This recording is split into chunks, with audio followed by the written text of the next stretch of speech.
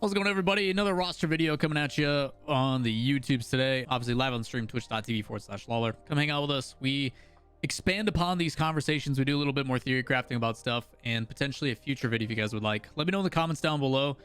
Planning on potentially doing like a mid-season check-in about what potential rosters may look like.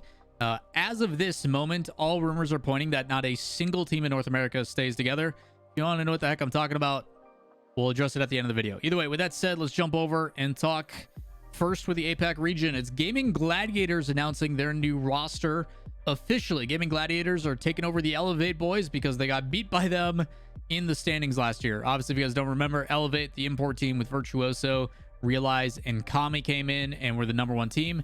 And Gaming Gladiators basically said if you can't beat them, join them. And by join them, I mean take them over. So Gaming Gladiators, previously, if you don't remember, was the LCT, Maxu, and OSM team. OSM and LCT were let go. Maxu is now rebuilding with the 2/3 of the Elevate team.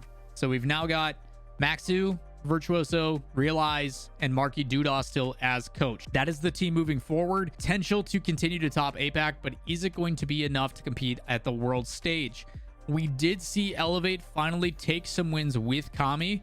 I personally believe Kami's a little bit better than Max, but Max also a little bit younger, a little bit more to prove, even though he's been at it for a while. I think Kami was one of the most underrated players in OCE, in my opinion. So curious on how that'll work. Maybe better mentality, better vibes, better chemistry. Who knows? But I do know that they all get along very well. They all hang out pretty regularly. So should be good things altogether. Selfishly, I'm always voting for Realize. Realize is the most wholesome human being ever in this community. He's awesome. So hoping for their success. We'll see what happens though moving forward. Don't necessarily have news, but we do have a revival. If you guys don't know, Atomic did announce his team quite a while ago with Stizzy and Tox.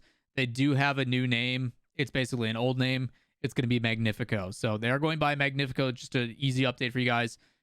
They plan to play in Flip and Spin qualifier if you want to see how this team is going to perform. Highly recommend. Flip and Spin qualifiers are going to be going on. It's going to be a lot of teams that were not immediately invited, which are like the big dogs, the Liquids, etc. That'll also give us an indication if Liquid is even like providing a roster, because we don't know if Oski's leaving or any of that kind of stuff. If Oski's going to Oxygen, if Atao is going to K Corp as predicted, then what does that mean for Chronic? Are they going to give like one last hurrah? Flip and Spin's going to give us a lot of information. Highly recommend for a lot of people. Tune into these off-season tournaments. Bandits on Wheels is running weekly. Radiant Star Chasers, if you're trying to stay up to date with the Women's League. You've got the Draw coming back, not this weekend, but the weekend after. Like, there's a lot of tournaments happening for people to stay tuned in. With that in mind, then, we are talking about North America. There's some big ones going on. First one's first, Dignitas. A lot of questions around Evoh. I've addressed it a couple times on stream today, but Shift is making it official as part of their conversation. That Dignitas, since they've parted ways with Andy and Jeriz, are looking to pair Evoh with some veterans. Which veterans in particular? We just saw Mist play with Complexity. Potential that he now goes and plays with Dignitas. There's also conversation potentially around Chicago. Whether that happens or not, we'll have to wait and see. The conversation around Chicago, or the general narrative, is a lot of people have been worried about is consistency, shooting accuracy, things like that. Big perks to Chicago.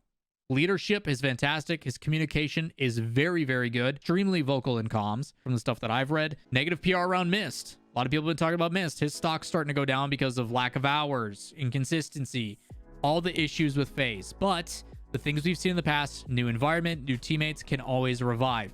Other cool thing is Chicago, his original start was actually in the Rival Series with Dignitas. So he'd technically be returning home. Would be kind of cool to see it run it back. Very interested to see on what that looks like. Also not listed on the tweet, but I think it's in their article. They mentioned it as well.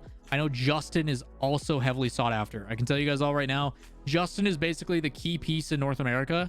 Everybody is looking to build something with Justin.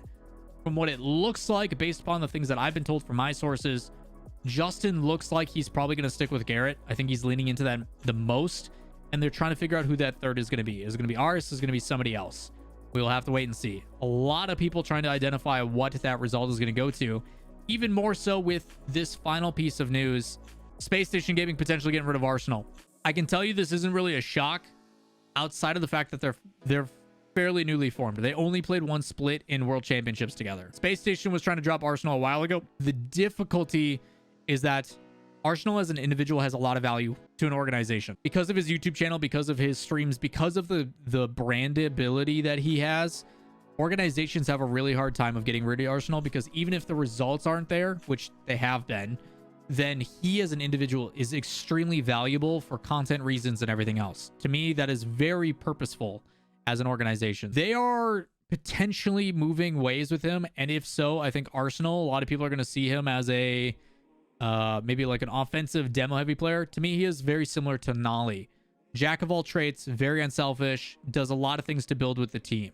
Mentality wise, as of late on Twitter, you can see that it's kind of up and down, and hopefully he's doing things to help that out. A lot of people have reached out and tried to provide solutions and stuff for him, you know, mental health, physical health, as well as making sure that he takes care of himself.